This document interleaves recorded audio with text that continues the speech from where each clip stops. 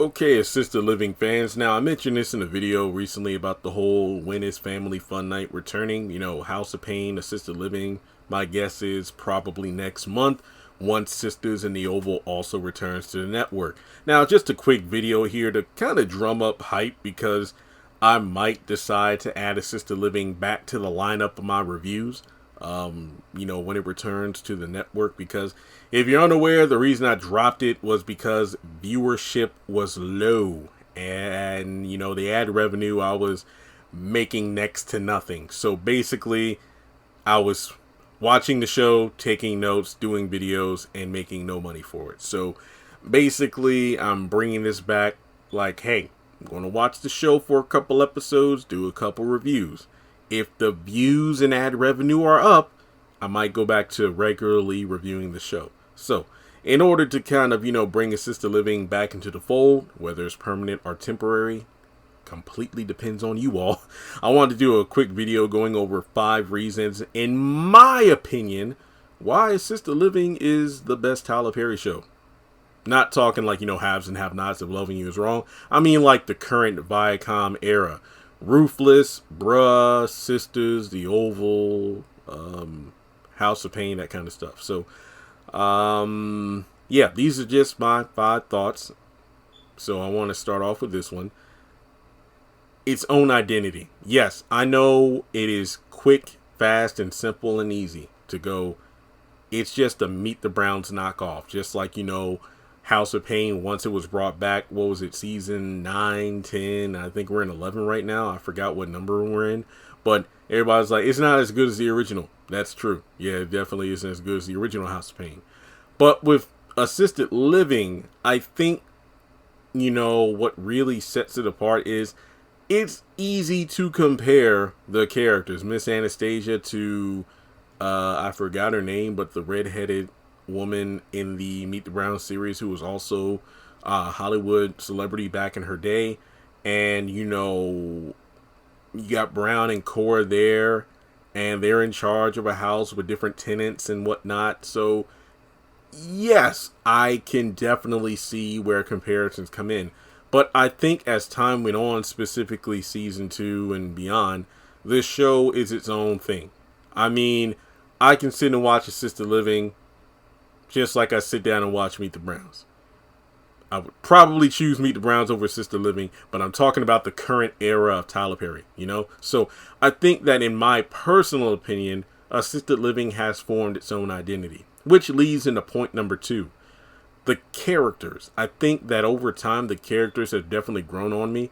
I think, assisted living is scrap season 1. I mean, that's going to be my number 1 point, but it's the fact that once these characters, especially season 2, when, the facility was open and you had, the elderly move in to make it their new home, you definitely felt like the status quo, like the characters.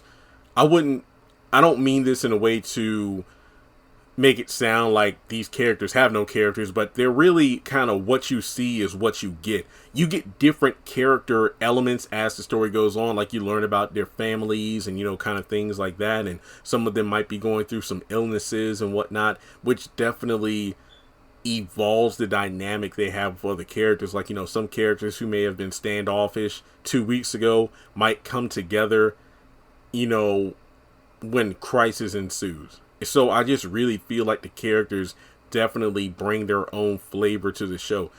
Are there characters I like more than others? Yeah, but at the same time, I feel like every character plays their role to a T. Next up, 3. The stories. It's the fact that each episode definitely shows that there's an A and B plot. Sometimes they come together, sometimes they don't. But I'm engaged. Like, even like, there might be times where one storyline I'm following more than the other. I think in some of my older reviews, I'm like, wow, I felt like I was really following the B plot more than the A plot. And there are some times when I'm like, I don't like the way the story was resolved because it felt rushed, or it felt like, the wrong person learned a lesson. It's like this person didn't learn about why they were looking down on this person's decision. I think one of the last episodes I remember reviewing, when Philip got grounded or something because he didn't want to do his homework, and he got a bunch of chores to do around the facility, and he just excelled in using his hands and, being like a craftsman and a handyman. And then his parents were like, you're going to college, because he was like, I don't want to go to college. I want to kind of, work in trade and whatnot, and, be a fit, like I said, like a repairman and whatnot. And they were like really looking down on him, which is a shame, because we need more people in the world like that, because nowadays everybody wants to be an influencer. Everyone wants to be a celebrity, but it's the reality of the line of work Philip wanted to go into is something that's really never going to die out, because there's always going to be a need for people like him. So in the end of the episode, it kind of felt like his parents really didn't have their, Jeremy and Leah, they never had their comeuppance or realized, wow, it's not that our son's a slacker. He's just good at different areas that don't strictly, limit themselves to the educational field. But regardless of that, yeah, I definitely feel like the characters and the stories go hand in hand with this show. Leading into the second point, which is pacing. I mean, the episodes themselves are about 21 minutes long, so there really aren't, so too many things to do within the time frame, but I do think that the pacing helps. It doesn't feel like an episode drags on longer than it needs to. Yes, there are some episodes that could easily be considered filler, but at the same time, one or two episodes of assisted living that seem like they drag on are still better than, just one episode of Sisters where it's 40 minutes of fluff before you get to the Zach and Fatima stuff in the last 2 minutes of it. And, we know time actually does move in this show. There are times where it feels like they jump ahead 1 or 2 weeks, like, for example, when they fixed up the assisted living facility, when we go from holiday to holiday. It's kind of funny because when we had the Christmas episode of assisted living, what was it, last year, I was like, wow, I can't remember the last time we had a Tyler Perry show, not a movie, that actually covered the Christmas holiday since the Madea Christmas movie and play. And I remember back in the day, House of Pain and Meet the Browns. Yeah, but like in terms of the long running series, not comedies, but like Have and Have Nots, If Loving You Is Wrong, don't think they really had Christmas episodes. So yeah, to see that on Assisted Living was great. And then finally, the biggest thing is improvement. From season 1 being mostly god awful to season 2 where Tyler no longer held the reins, where he allowed other writers and directors to come aboard. We had a slew of new characters. Just the flow and just the feel of the show definitely evolved from being a show that for me was a chore to watch and, hard to get through, from the overusage of Madea references as well as the laugh track. We got to a point where Assisted Living truly felt like a show that was worthy of being Meet the Browns follow-up in a way. But when it comes to watching the show, you got a couple, A story, a B story. You got great character utilization where not every character is in every single episode.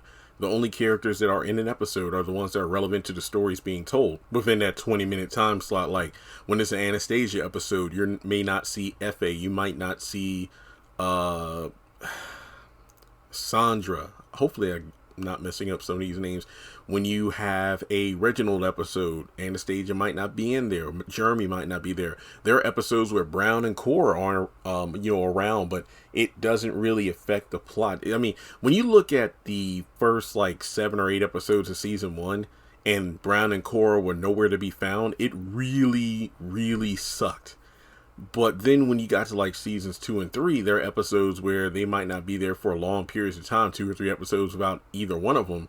But it's it's not that noticeable because the stories involving the characters, whether it be a Philip story or a Leah story, we have so much going on with that we don't even notice. Oh yeah, Brown isn't in it. There are times where an episode will end, and sometimes it might not be until I get to the review that I'm like, oh yeah, that's right, Brown wasn't in the episode. So this show to me has the right blending of storytelling, character utilization, pacing, the fact that we're actually seeing improvement. It feels like the only, well, no, is it the only one? Okay, Sisters kind of sort of improved in some areas in season 4, The Oval got better in season 2, but season 3 was a flop for me. Ruthless kind of got better. Yeah, season 3 is the best, but I think that in terms of overall improvement, the best is Assisted Living. So yeah, those are some various reasons why I personally feel Assisted Living is the best show. I know the ratings might not reflect it, and the views on my videos certainly don't, but in my opinion, it is. So let's talk about it more in the comment section below. Like and subscribe. As I said, if you want me to review the show once it comes back, maybe next month, make sure you let me know and watch the reviews when I actually post them. So thanks so much for tuning in, and I'll talk to you later.